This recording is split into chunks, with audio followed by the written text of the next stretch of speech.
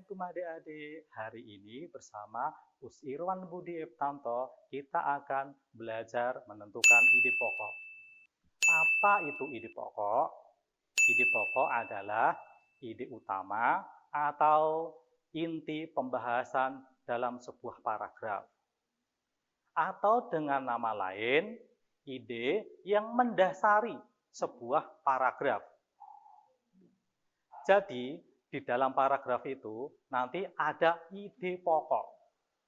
Ketika kalian ingin mengetahui ide pokok, terlebih dahulu kalian harus bisa menentukan kalimat utama. Karena ide pokok itu terdapat pada kalimat utama. Dalam sebuah paragraf itu terdapat kalimat utama dan kalimat pengembang. Kalimat utama adalah kalimat yang di dalamnya itu ada ide pokok. Kalimat ini nanti akan diuraikan oleh kalimat yang lain. Kalimat yang berfungsi untuk mengembangkan, menguraikan, menjelaskan kalimat utama disebut kalimat pengembang. Jadi, kalimat pengembang adalah kalimat yang tugasnya itu menjelaskan, merinci, mengembangkan kalimat utama. Kalian harus paham ya adik-adik, ketika kalian itu belajar ide pokok, ternyata di dalamnya itu sudah terdapat. Kalian belajar ide pokok, satu. Yang kedua, kalimat utama. Yang ketiga, kalimat pengembang. Ketiga-tiganya itu akan selalu ada dalam paragraf tersebut. Letak dari ide pokok dan kalimat utama nanti akan menentukan jenis paragraf.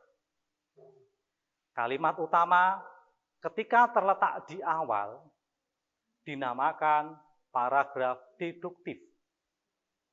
Kalimat utama ketika terletak di akhir dinamakan paragraf induktif.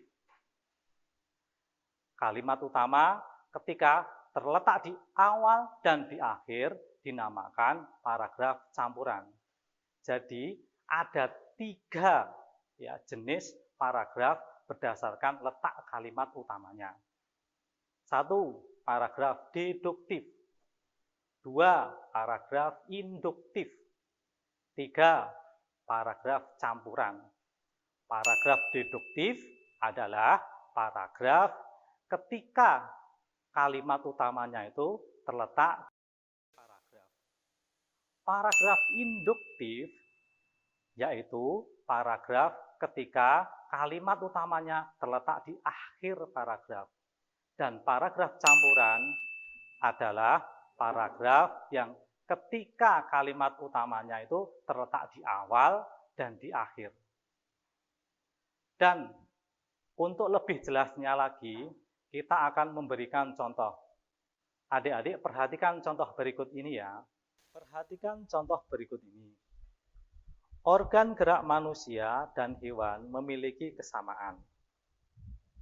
Manusia dan hewan dapat bergerak karena bantuan dari organ-organ gerak yang lain. Organ gerak manusia dan hewan terdiri dari organ gerak aktif dan organ gerak pasif. Organ gerak aktif berupa otot, sedangkan organ gerak pasif berupa tulang. Kedua organ gerak tersebut bekerja sama untuk melakukan gerakan. Kalimat utamanya, organ gerak manusia dan hewan memiliki kesamaan. Jadi, dapat diambil ide pokoknya, kesamaan organ gerak manusia dan hewan. Nah, itu adik-adik, ketika kalian ingin mencari ide pokoknya, terlebih dahulu tentukan kalimat utamanya. Contoh yang lain, tulang dibungkus oleh jaringan otot. Tulang hanya diam dan tidak membentuk suatu gerakan. Walau tulang adalah alat gerak, namun keberadaannya tidak dapat lepas dari otot. Tulang disebut alat gerak pasif karena tidak dapat bergerak dengan sendirinya. Kalimat utamanya, tulang disebut alat gerak pasif karena tidak dapat bergerak dengan sendirinya. Ide pokoknya, tulang merupakan alat gerak pasif. Jadi, adik-adik, ketika kalian mencari kalimat utamanya, kalian harus mempelajari paragraf yang ada di atasnya itu tadi. Karena kalimat utama bisa terletak di awal, bisa juga terletak di akhir, atau kedua-duanya. Pesannya adalah, kalian ketika ingin menentukan ide pokok, banyak-banyaklah membaca, sering-seringlah membaca. Mudah-mudahan adik-adik bisa menentukan ide pokok dengan tepat. Cukup sekian, mudah-mudahan bermanfaat.